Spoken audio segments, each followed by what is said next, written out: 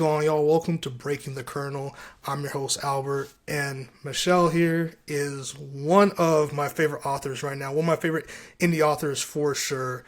Because I told her this before. I want to make sure I give you props for this because I myself am not the biggest reader out there. I do read my books. It takes me a lot of time. But I want to say, when I picked up The North Tower, which was very coincidental because I just happened to be at Barnes&Noble's and I saw a stand and I saw an author right there, very passionate, different books, loved to spread. There's a separate table too that was a little bit off that had like a lot of your books on it stacked as well. And I was like, "What's going on?" And we engaged in a really great conversation. So I had to pick up the book, and you were really generous enough to sign it. I have not put it back down since then. This book has passed hands in this house. I'm telling you right now. I want you all to know I'm not trying to like over exaggerate this. We are not readers in this household, but this is really one of those books, and Michelle's one of those people. Thank you for joining the podcast. How are you? Oh my gosh, thank you so much for having me and for all of your kind words. I love that you're passing it around. That's really exciting to me. But yeah, I'm doing good. I'm thrilled to be here and to be talking to you again after so long. Yeah, 'Cause I think we met in end of June, end of I was July. wearing short sleeve shirts, so it was definitely warmer. It was warmer than it is now. I know that much. Yes. But yeah, it's been a while. I'm happy you're doing great. And speaking of speaking of your books, because not just one, something that I always really wanted to ask you and get more in depth, I guess, really was what went like, what, how did you get into writing? I mean, because one thing I really credit you for while I'm reading this is that you really transport me into whatever world that you set up, right? Like speaking specifically for the North Tower, the one I read, is that I think you use a lot of great descriptive words and the way Thank you you. transport me, even with someone that's not a reader like me. So for me, it's harder, I guess, to imagine the setting, to imagine these characters and all these things. But you use really great descriptive words and really great ways to set up the world in every scene when the dialogue is going between characters. So when did you get into writing? Oh, the first story I ever like actually typed out, or I actually started handwriting them all, was when I was 13. But before then, I had little tiny sticky notes and little stories that I had in my brain. But the one at 13, I was like, oh, I actually kind of want to remember this and go back and look at it later. So I decided to actually write it down. Was when I was 13, was the first original one. It will never see the light of day. Oh my God, it's terrible. But it is there in the Michelle universe. So when you're going back to going back to that teenage, right? Teenage age with the writing and doing these things, and obviously your world for anyone that's 13, like their world is a lot more limited than as obviously us as adults. So like Oh, for sure.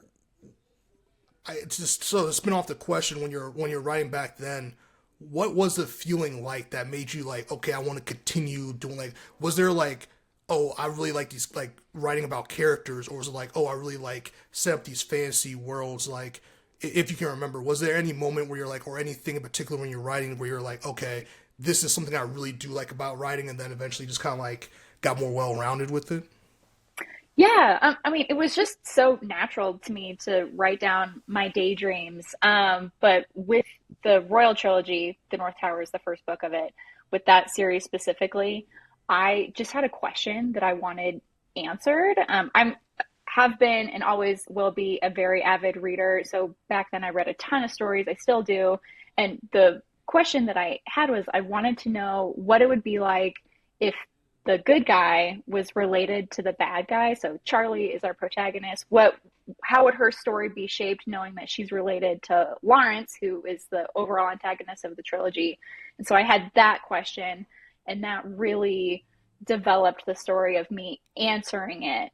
And then I grew up on stories like Harry Potter, Percy Jackson, Chronicles of Narnia. So a lot of magic and fantasy, and all of that background had me ask a lot more questions of, well, can you run out of magic? Can one magic user have more magic than another? What does a lot of magic do to the world around them? Does it affect the user itself?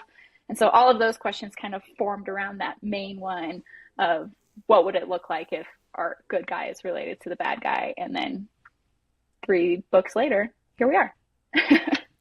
No, that's great. I think that's something that's really, that lives through your writing, is that like as someone who's like read it and then going through it again, yeah, I'm starting to pick up like a lot of the nuances and a lot of those traits that you just listed about when it comes to your characters, and and just like seeing where you want to go with the story, and then how you kind of like set things up for the next one and the next one, and like these events, which someone as a writer myself always found that I still struggle with to this day, is like doing some executing in some of those lanes. So seeing you do it, and like actually being able to like converse with you, I'm like, okay, I started to see like the vision right there. So that's something I really appreciated. And it Um, wasn't like a one and go either. Like I've been writing this trilogy for 11 to 13 years. So like the first wow. draft is significantly different than the book that you have right now. And as it should be. First drafts are never great, but the goal is just to get the words out so you can shape it later. But I wrote the whole trilogy before I started publishing, so that way I could go back and add those little Easter eggs, those little seeds that would grow for the climax of the North Tower. But also, there's little Easter eggs for stuff that's going to happen in the third one too. So thank you for the compliment. But it wasn't just like one and done. It's perfect. Here we go. It took a hot minute to get it to where it is. And actually, I think that's a great segue into the next question, because I was going to ask like what the motivation behind the North Tower is, because I feel like when I read this, like you said, how long you spent on it and really grind out, and the fact that you like really is like, okay, let me write multiple and then like go back, because at least from my experience, like usually people write the first one or the second one, like just go kind of book to book, or like, and then that's where kind of the struggle comes, and sometimes like really years of difference between releases and things like that. So what was the motivation behind the North Tower? How did you get from, okay, I'm writing about these daydreams, and I'm doing these writing exercises, and then eventually it turns into, hey, like I'm going to Barnes and Nobles, all right, I'm one of them, so I got my book out here. Like, talk to us a little bit about the motivation behind the North Tower. I loved the story that kind of came out of that question of good guy being related to bad guy. I love Charlie. I love, which I think is kind of like a controversial statement to have, of like the main character is my favorite. Usually it's like the side character or somebody else. But I really enjoy being in her head and seeing how she handles situations. And then to see her interact with other characters, and Michael Kale, who you meet in the first book, is also one of my babies, one of my darlings.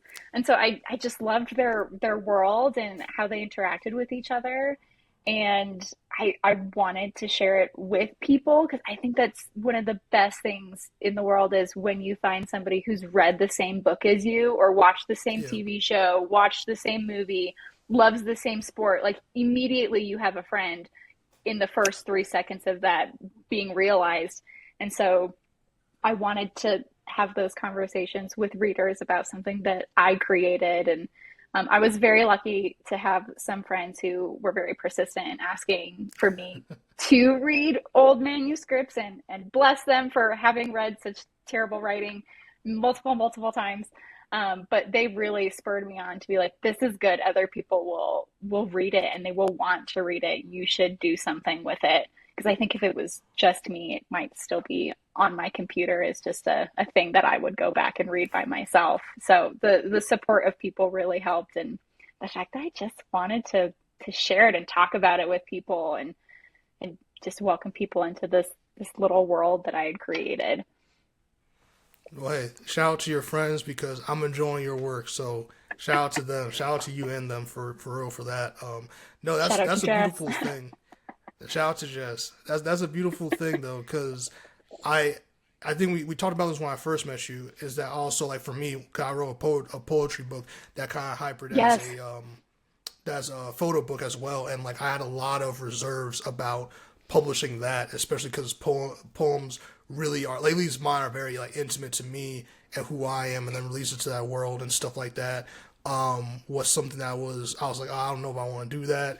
But then you kind of get those, like you said, we're blessed with good circles around us that kind of like help push those ideas through. So it's not just a doc in the computer that's just like, oh, what if I released this? What would happen? Stuff like that. You actually took took these ideas into action, and then now you're here, and a lot of your fans, I'm sure, are very grateful for that because I feel like I just like hearing what I like, the positive reviews I've seen on this and how I think about it as well. Like I really feel like you did something great with this one, so that's something I really appreciated. And another thing I really appreciated Thank is the you. characters. The characters are amazing, and I Thank feel you. like I to love them. me they feel yeah, they feel fleshed out. They feel fleshed out.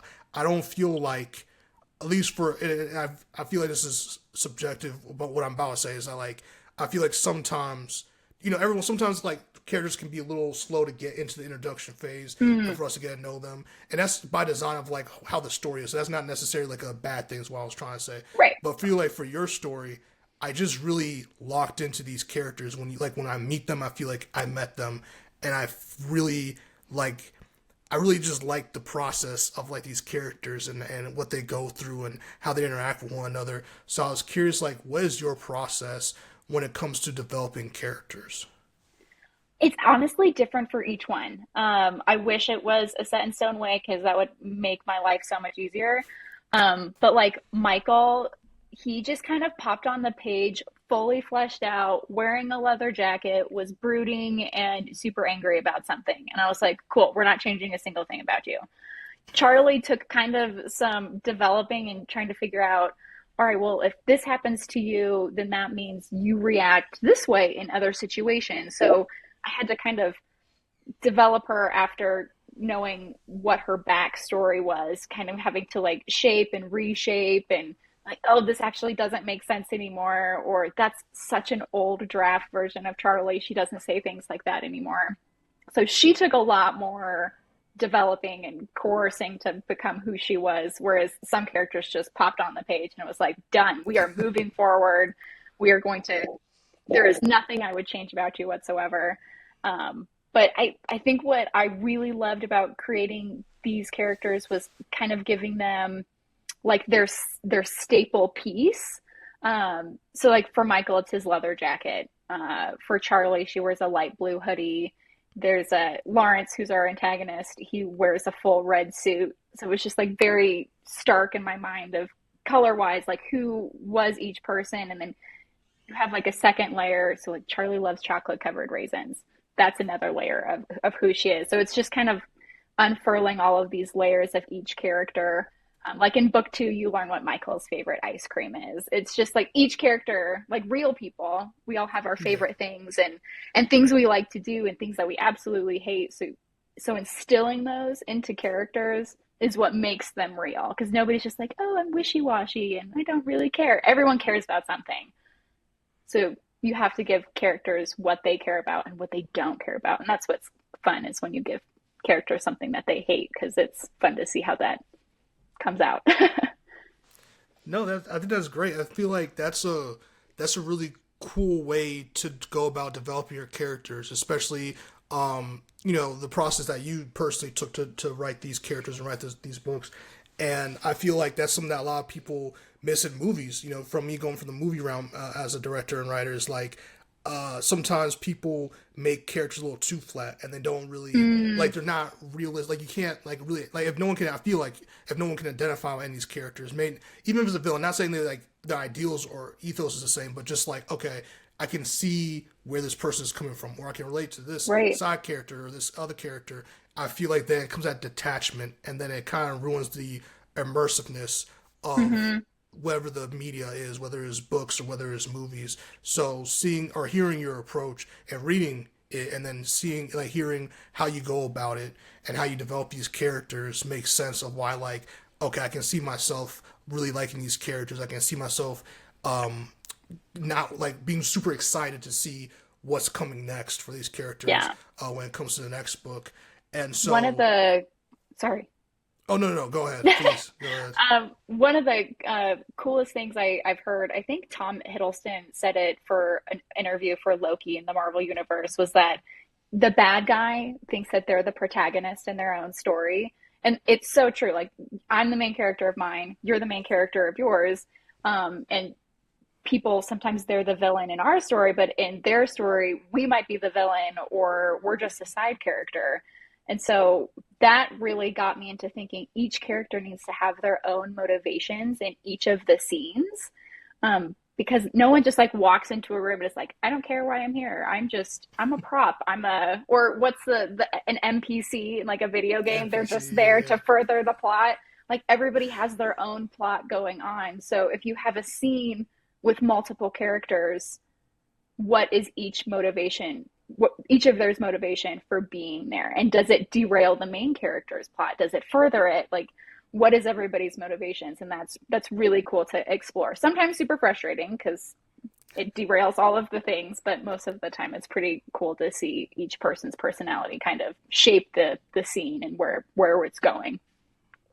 You know, that's actually a great way to go about it because I feel like a lot of people don't think of it that way, and it's also really great that that's like a mindset you bring to writing your characters. Because again, I think that just speaks out to how you're able to flesh them out so well and make them feel alive and make them feel like a part of the story, no matter what's going on or who the emphasis or focus might be on in this particular scene or particular confrontation and things like that.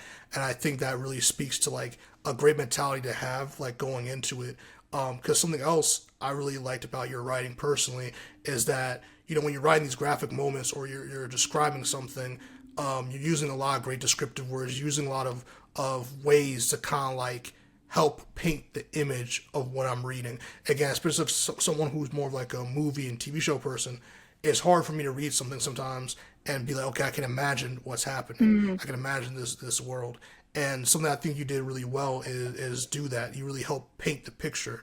And if you can paint the picture for me, I'm sure you can paint the picture for anybody. So that's a great Well, compliment. thank you. Is how seamless it can be in terms of your writing. I know that takes a lot of practice, and like you said, a lot of rewrites and things like that.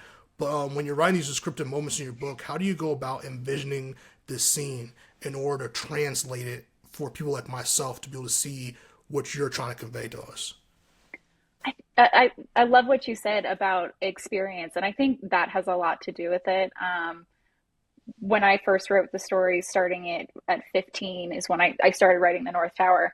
I didn't have a ton of life experience or sensory words, just because I hadn't lived a lot of this. I mean, nobody should live the situations that Charlotte goes through. I will say that it's terrible. She goes through a lot of hard things, but I hadn't learned what the words to some of those situations. And so as I've gotten older and I've grown up and I've done different things, I've kind of collected different experiences and different words to use them. I think what really helps with that is reading different books and seeing how people describe other things. Because it, not to like copy it exactly word for word, but I remember reading a book where it's The Raven Cycle by Maggie Stiefvater. She is a beautiful author who just her characters are so vivid and her storylines are so beautifully unique. But I remember in one of the books, I can't even remember what it was, but she described something. I was like, we can describe things like that? Like that's allowed? Yeah. But like there's no real rules with writing. I mean, obviously punctuation and grammar, but describe things how you see them and then kind of get creative and on what words you use to make it sharper or to bring it more into focus to what's in my head to get it out. Um, Also, I've watched a lot of movies. I'm a huge TV watcher. And so being able to see a lot of different scenes, to be able to like pause it and be like, all right, in this battle scene of, I'll just use Age of Ultron, great film, where there's all of this fighting going around to Wait, stop and, wait, oh, here we go. wait. No, I swear. Wait, we're talking about Avengers: Age of Ultron, right? Oh yeah, yeah. I'm an MCU girl. Hmm. As you should be. I'm just surprised Age of Thank Okay, you. go ahead. Oh Continue. no, it's probably top five favorite Marvel films for me, and I think that might Really? be a controversy. Yeah, are you It kidding me? is. It is a Wanda controversy. ripping out Ultron's heart, like Okay, that's yes. cool. Yeah, you're right. You're right. See, Okay. I'm a Respect. huge fan of consequences, and Age of Ultron Okay. is the consequences of the first Avenger movies and True. all of the other ones True. that come up with it. So I love seeing, oh, this is what you have to deal with because of all of the other stuff that you did. Like you did destroy New York. There has to be Yep. some ramifications behind that. Yep. So that's one of the reasons why I super That's love fair. that movie. Respect. Respect. Thank you so much. And I know it's a weird one to choose, but also Nah. Vision. Paul Bettany is Vision. Like, come on! It's so good. The hammer scene where they're all trying to pick up Yeah. Thor's hammer. Like, come on! It's so Yeah. good. Respect. Okay. I see Thank you. you. Go ahead. My bad. I didn't mean to break your train of thought. No, no, I will talk about Marvel any day of the week.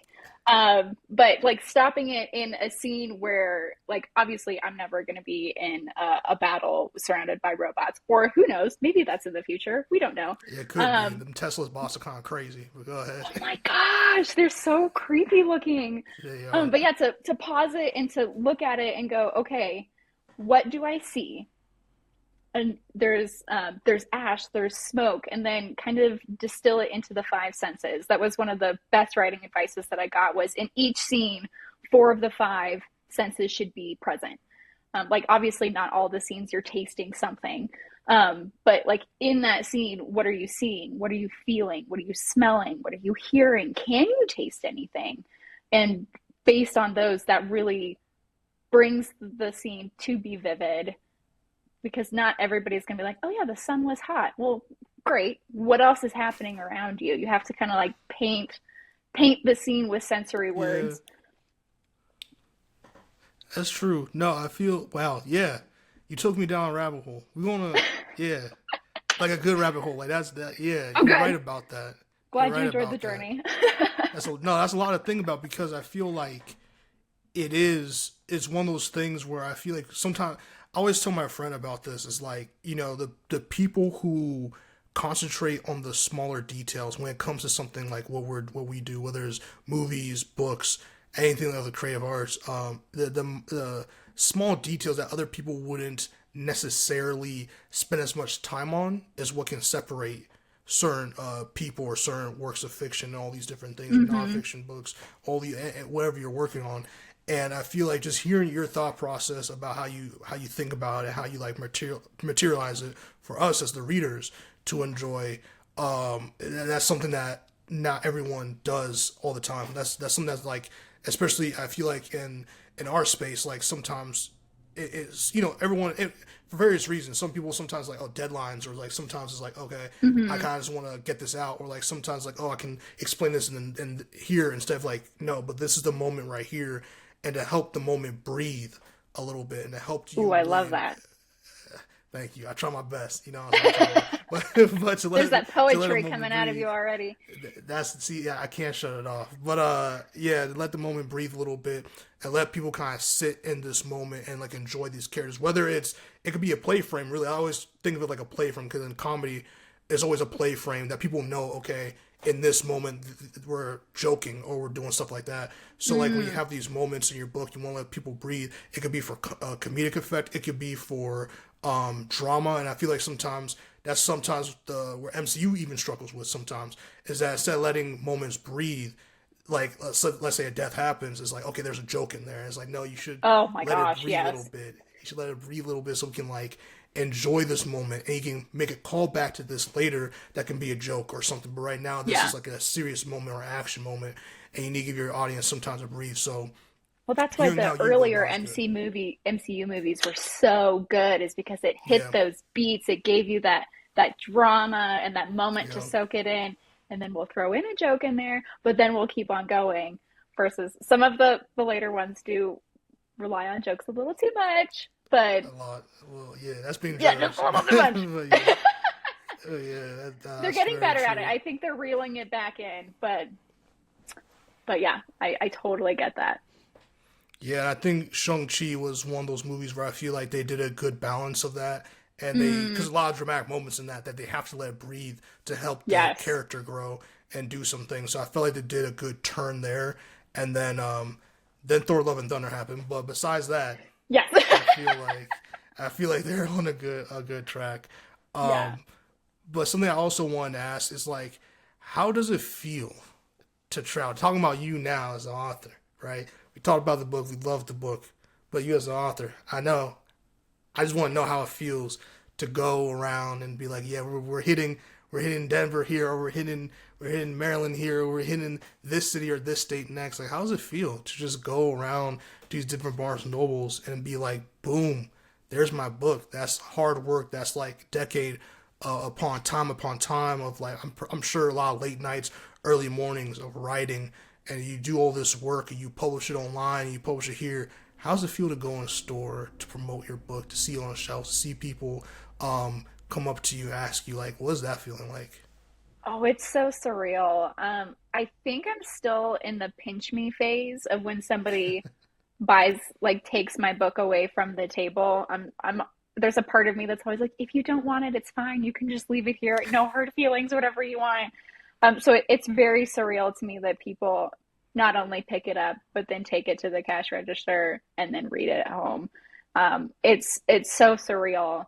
Um, because it's been just mine for so long, to Yeah, then see it as somebody else's is just so crazy. Because like you, I've had like a thought of, oh, this is how it will be, and it's 1,000 times better in reality than it ever was in the back of my mind.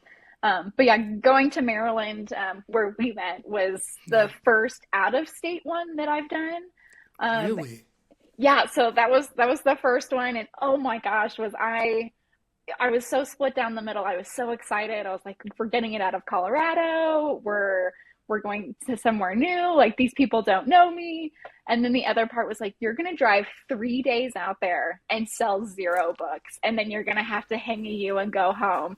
I was very thankful that didn't happen. I did Yeah, sell quite a few, and I was very pleased and very thankful for all of the copies I sold. But I was definitely like this two-sided conversation of like, yay, and like, you're an idiot for taking time of work off for this. no, I think the fortune, for the bold really is like you. First of all, I didn't know. I remember you telling me that you drove, and I thought you were insane. Not for the fact of doing the act. That's commendable and that's awesome as hell. I've driven not all the way to. I've driven like from here, Maryland, to like Chicago before, or like Toronto Okay. before, and so like I first of all I hate driving, so I couldn't even imagine like doing that with that much anxiety of like I'm going there to sell like this, like just all that emotion just shows like how much you believe in yourself, but also like your work and how much you enjoy it. That's what I'm trying to get at, because that's really awesome that you're like, okay, I'm gonna go somewhere that I don't really know. I don't know market. And the story you picked too was just funny because like all of them is like that one I really think was like a pretty good location for like for what you're doing. It might seem very random to many people who are not even from in this state in Maryland. Like that's a very random city to go to, but I think the people in that community like really love books because there's a lot of bookstores in that city, like a lot. So I Yeah. think you picked like a really great one. Did you do any research to it, or was it just kind of like throw it to the dart and like see what's No, good? I have two friends. Well, I'm friends with a whole family out there. Gosh, Jess, okay, Aaron, and Lauren, and their cousin Catherine. They're dear, dear friends of mine. They're part of that core group that was like, get this in physical form. So they lived out there. They currently actually still live out there. And so it was kind of gotcha. hitting two birds with one stone, visiting some dear, dear friends of mine. And then I was like, well, if I'm going to be in the area, let's try to do a book event. So that's why I chose that area, is because they live there. And I was able to spend time with them. They were actually I don't know if you remember the group of girls that was behind the table with me. Yes, That I was do. them. Yeah, they were my moral support team. That's great. That's what's up. Yeah, no, I think that's because they were, first of all, they were very kind people. They were very Yeah, they kind, are. They're and they they're definitely amazing. you can tell they love and support you because as soon as like people are asking questions, like I peeped and they're like very like, yo, like nah, this all Michelle is what she this what this is what it is. Like here you get this book, da da. Like you had a great squad. It was a great squad. And it was really cool I just seeing agree. that environment. Like, it was a very chill environment. You're very approachable Oh, good, to that. And there are good, good. authors that I love them to deal. Like when you go to them, they're very great people, but not everyone looks approachable. Even myself, like I'm not like the most approachable human being. So like I Oh, I understand don't that think that at vibe, but all. I think that's your perception of yourself, which is always listen, harsher than what is in reality. And I will say, I have a very intense RBF face, you do and not. I promise you do not. well, There's no I've way. worked on it because Okay, I was in the okay, wedding okay. industry for about 8 years. So I was a wedding Got you. coordinator, and you can't have a resting bitch face on the happiest day Yeah, of somebody's life. So I've yeah. learned to always have something going on emotion wise so that people True, don't true. think I'm just dying outwardly. So it's taken a lot of practice. No, I feel you. I practice myself, so I can definitely appreciate and relate to that. But I was gonna also ask, like, are there any particular writers or books or other forms of like art that have influenced your personal writing style? 'Cause I know you started when you were 13, so and you just taken off since, and you know, writing as many books as you have, and really, and this is not like isn't and these because my book's a lot small. This is not like a small book. This is some writing, people. Like this is, Yeah, I yo, can't I'm write locking small in. books. I've tried. Yeah, I can't yeah. write short books. So this is, but this is like a really good side. This is like a proper adult. Like, yeah, I'm an adult now. Like when I bought this, I felt like an adult. I was like, yeah, this is. God, Awesome. I love comic books and stuff like that too. But I was like, nah, this is a proper adult. I went to the cash register. I was like, yeah, I want me one of these right here. Have you So seen the second one? I was that. Did you have it on your table? I did. Oh, where is it? I thought I had it on my desk. It's double the size. Yeah, a little like Um, a thick one. yeah, she thick. With two C's. Yeah, she. We have a lot more to say in that one. Yeah, that's good though.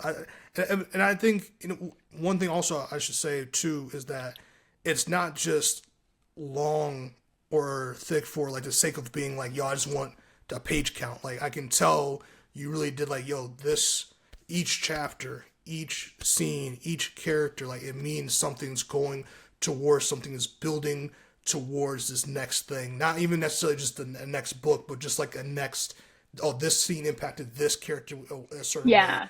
they'll impact this.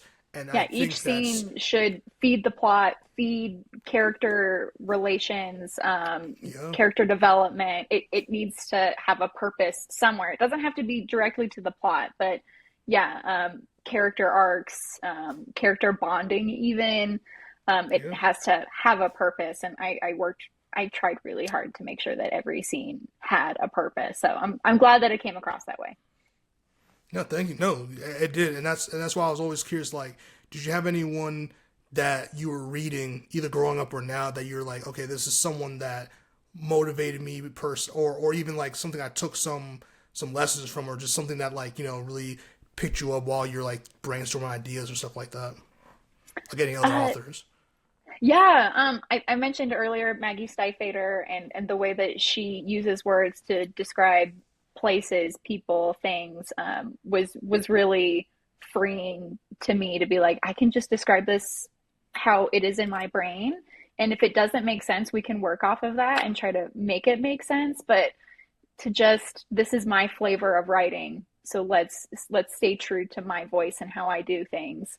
Because I had an editor who was like, you can't, nobody talks like this, nobody thinks like this isn't how emotions are. Well, that's how I feel emotions in my body, in Mm, my life. And that, so obviously I'm going to write from that yeah, experience. So I tried to write the way that she wanted me to, and it came across as very dry in my opinion. So I, yeah, going back to Maggie Stiefvater and her voice and the way that she wrote, I was like, I want to stay true to my voice and the way that I describe things.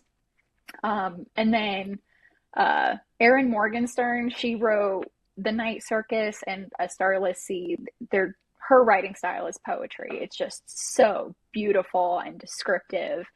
And that really inspired me to like sit down and like hunker down in the details in the immersive world, the sensory world of each scene, to not be afraid to spend time on what the room looks like, yeah, what the feelings it provokes in each character, and how that drives different things. Just I really loved seeing that. And then kind of a different genre type, Rick Roydan, he wrote the Percy Jackson series.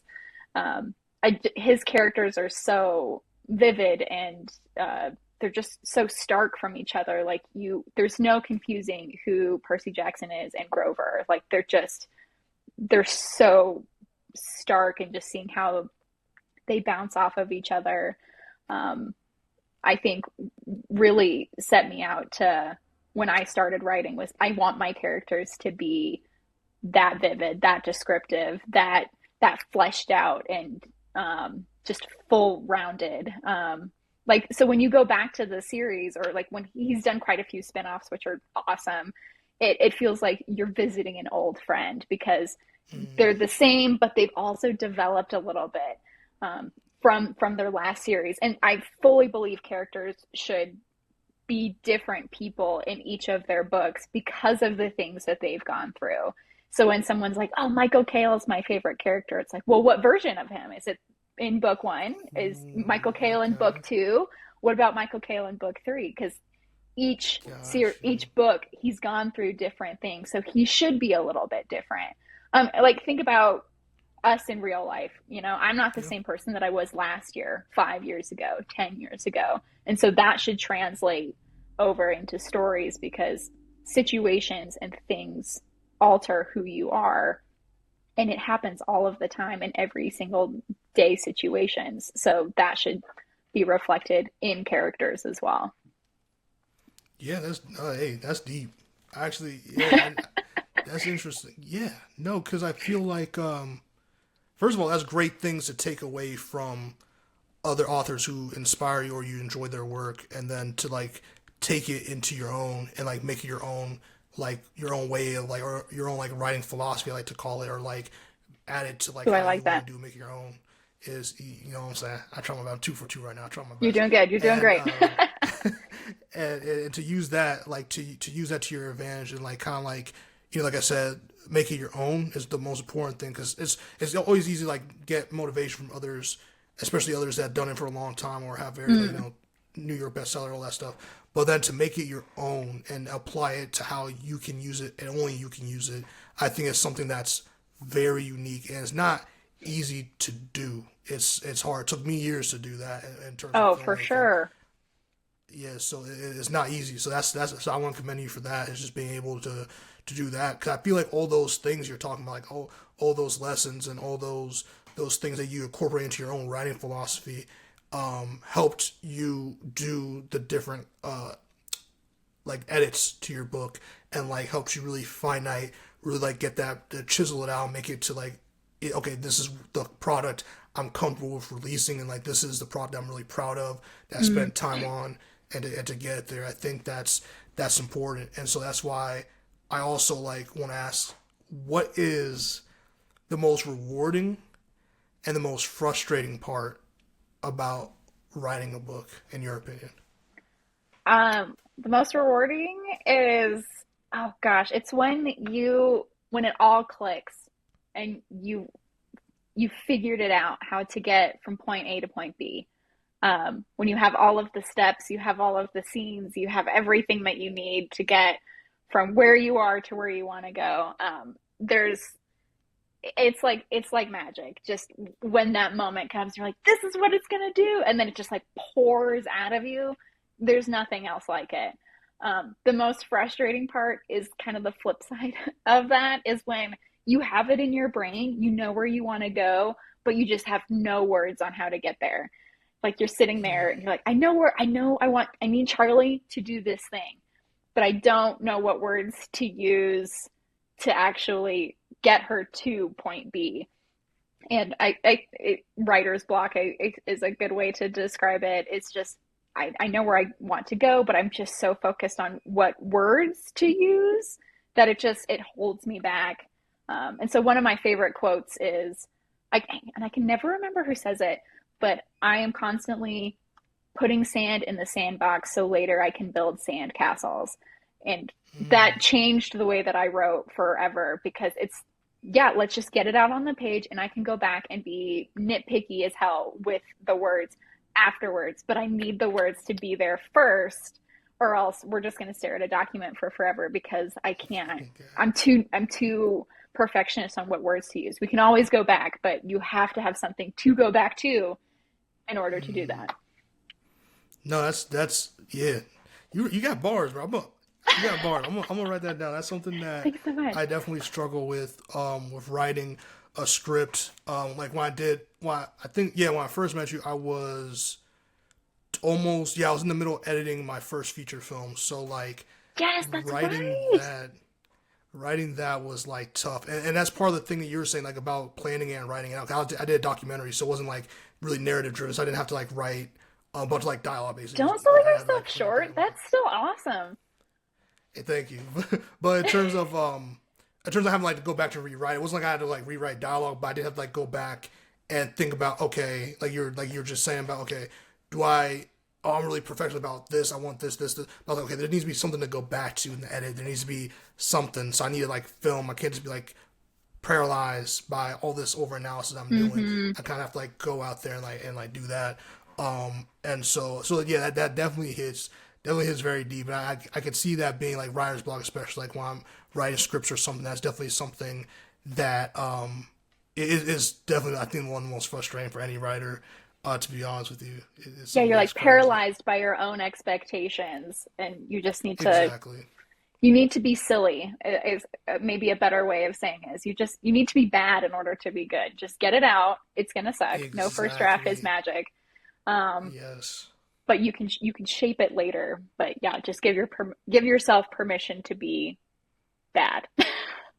That's real stuff. Especially it even comes to like I apply to jobs all the time. Like you gotta be bad. You're gonna be bad at this thing. You never done this thing before, Hmm. or you never done it to Oh this yeah. level, or something like that.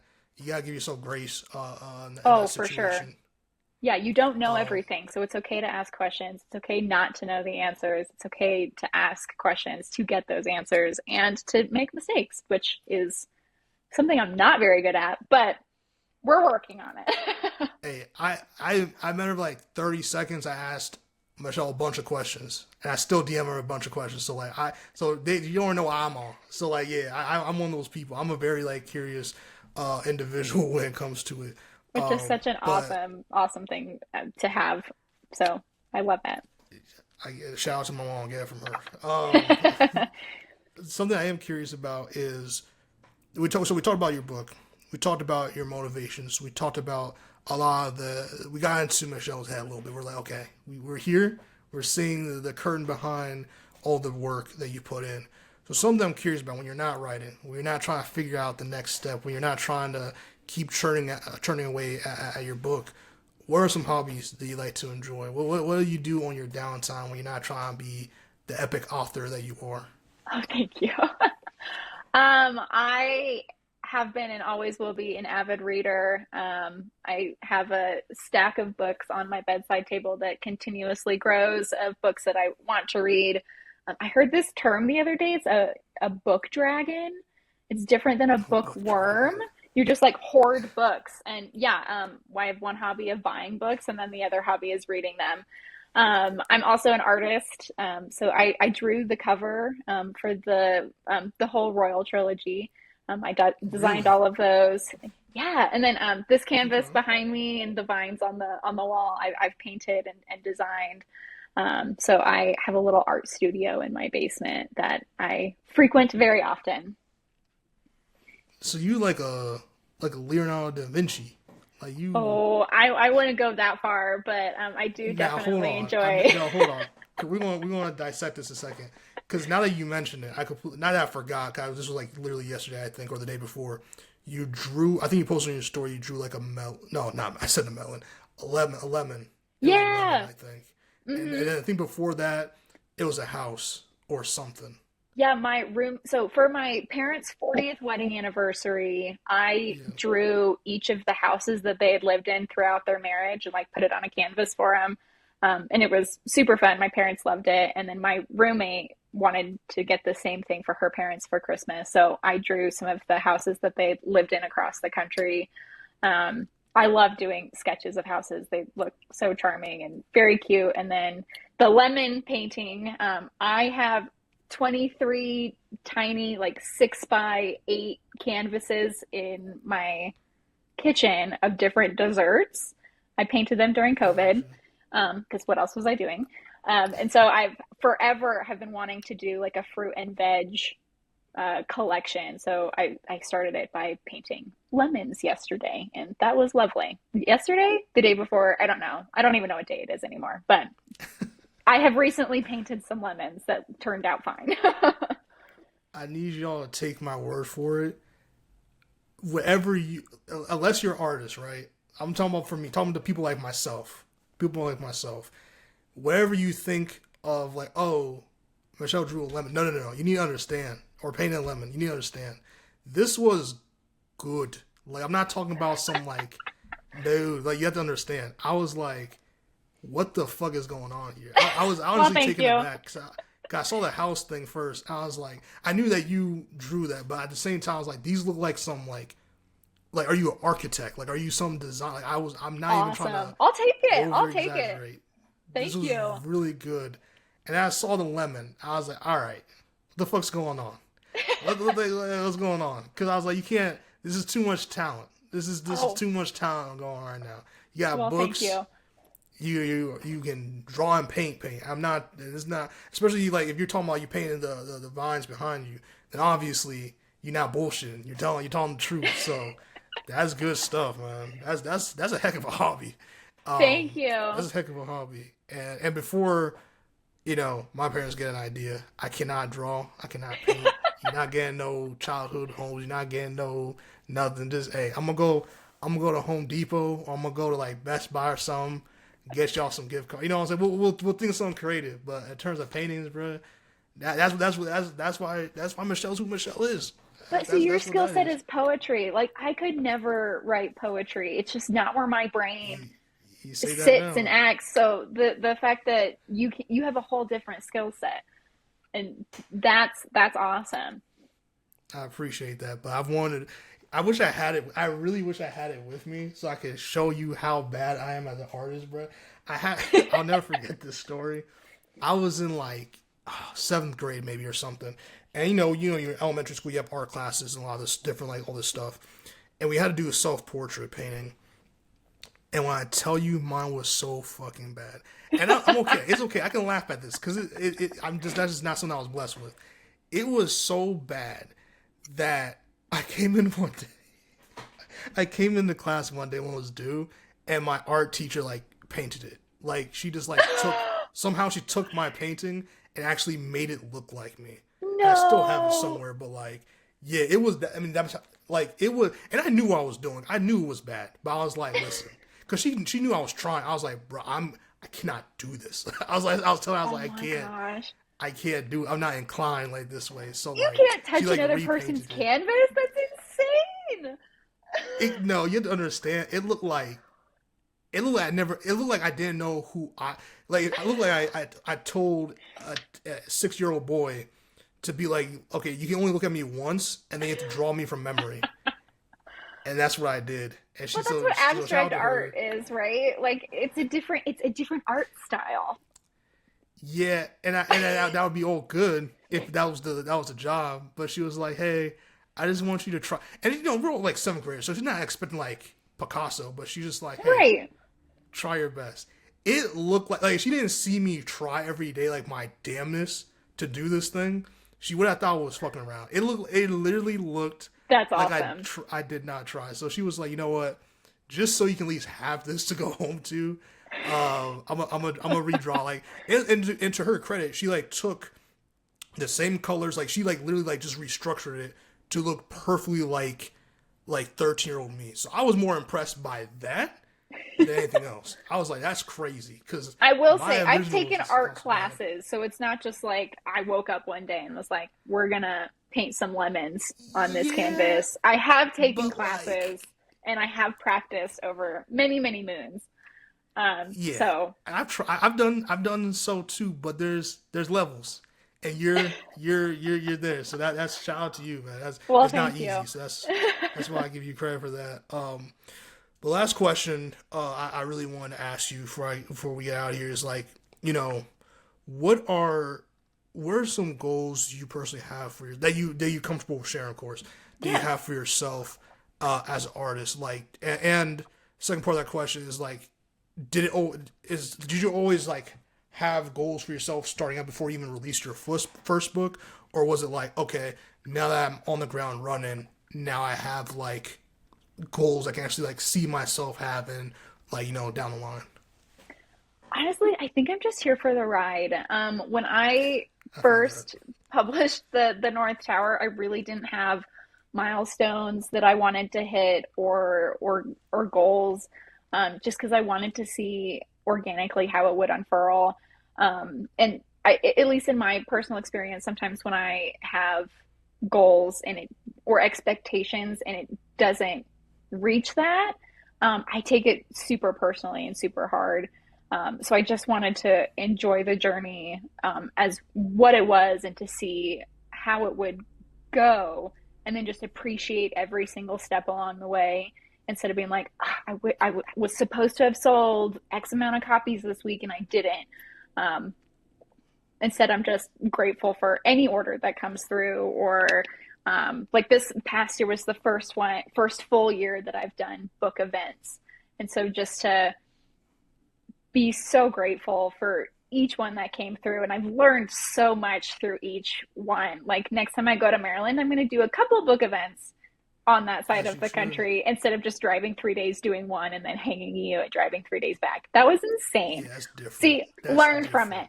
different. That's No, I different. I really looked at don't you have. different. I'm not gonna lie to you. When you told me that, I was like, listen, you're great. You're an amazing human being. That right there was different. That shocked me. I It's drove kind of home insane. Yeah. But different.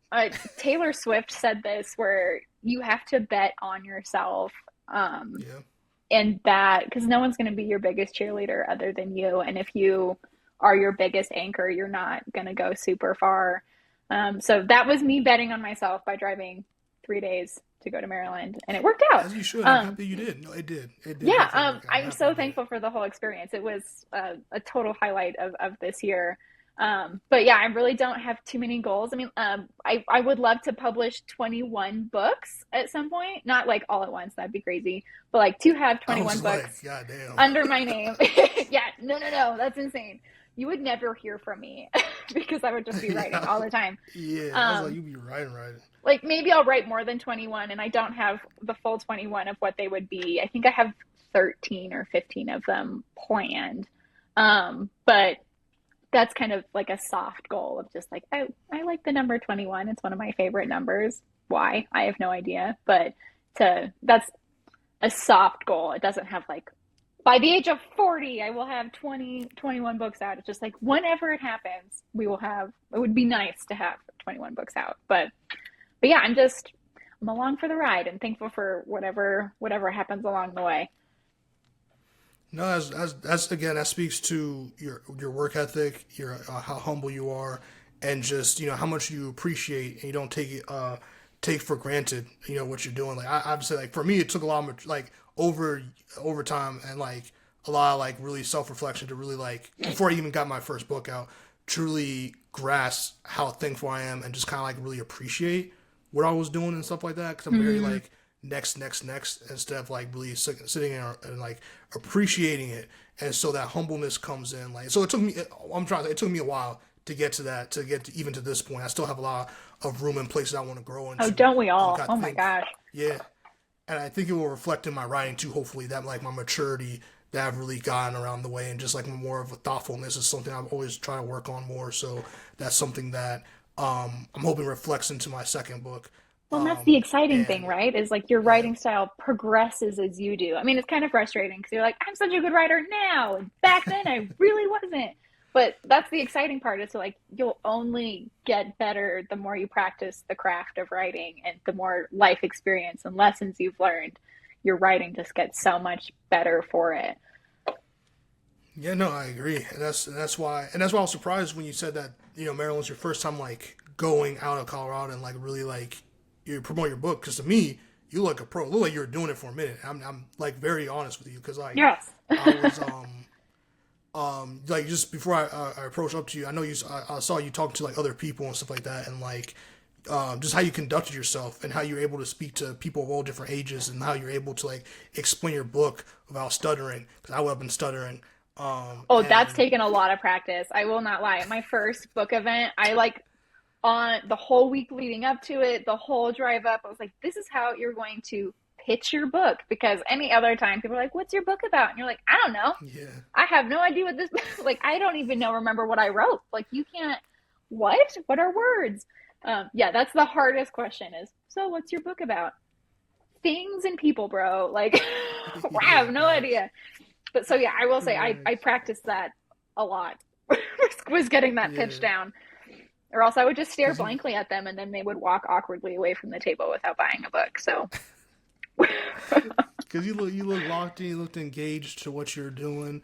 You're able to answer like a lot of my questions and just questions whether about the book or just about being an author in general. So really conducted yourself very well. So I was like, oh, you thank look. you. You, I was like, this is a veteran. Like you know what I'm saying? Michelle's done this before, I'll take it. and I'll and take it. and that's what. And again, just speaks to your hard work, like you just said, like practicing and just different things like that. So I appreciate you making time for us here.